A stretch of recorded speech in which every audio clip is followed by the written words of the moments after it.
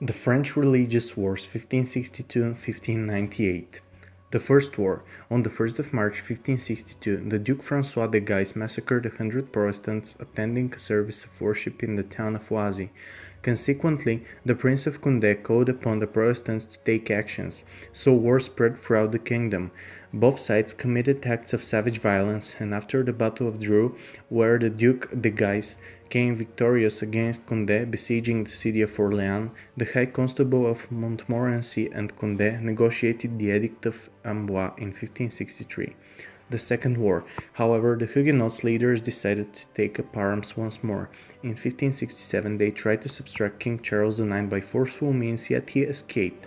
This attempt is known as Meulles Surprise. War spread again, and in Nîmes the so-called Michelet took place. Leading Catholic citizens were massacred, while in Paris the Catholics violently attacked the Huguenots.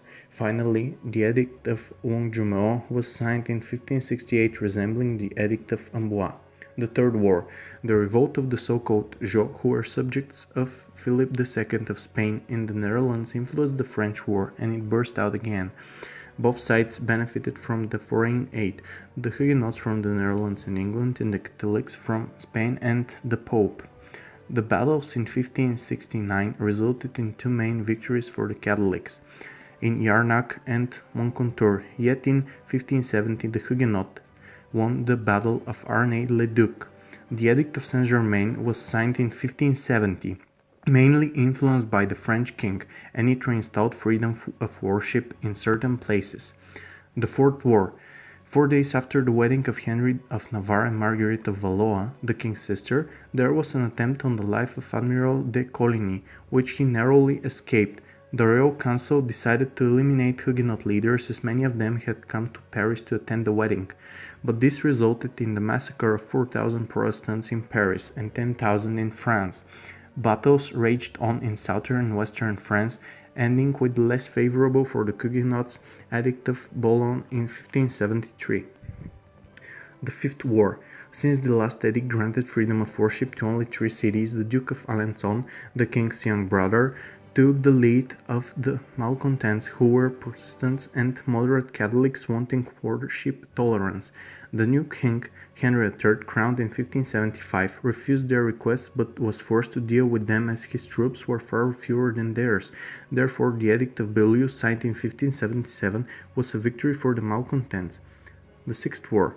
The Edict of Beaulieu, which confirmed tolerance of worship everywhere except in Paris, raised opposition in the face of the Catholics. The States General summoned in Blois abolished the edict, resulting in resumption of the conflict. However, the lack of financial aid for war led to negotiations, and the Edict of Poitiers was signed in 1577. The Seventh War. Nevertheless, war broke out once more in local areas. The Prince de Condé captured La Fère in Picardy, and Henry de Navarre, who was at the head of the Protestant party since 1576, took possession of the town of Cahors. Some sporadic fighting occurred before the signing of the Treaty of Flay in 1580, confirming the Poitiers text. The Eighth War. After the death of the king's last brother, the heir of the throne became Henry of Navarre. In opposition, the Catholics established the League, obliging Henry III to sign the Treaty of Nemours in 1585, which refuted the political status to civil tolerance. Then Henry of Navarre held southern France, and the League took control of northern France. In 1588, Paris revolted, and Henry III had to flee.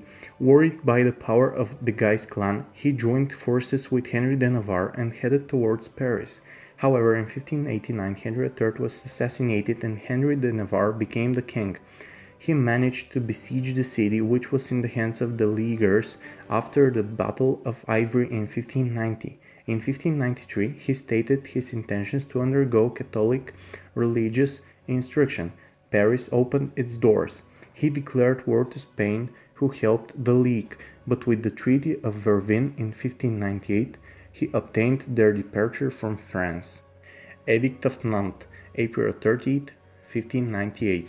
With the Edict of Nantes, Henry wanted to put an end to the religious wars ravaging France for 36 years. It was more complete than the preceding ones, limiting civil tolerance and inaugurating religious coexistence.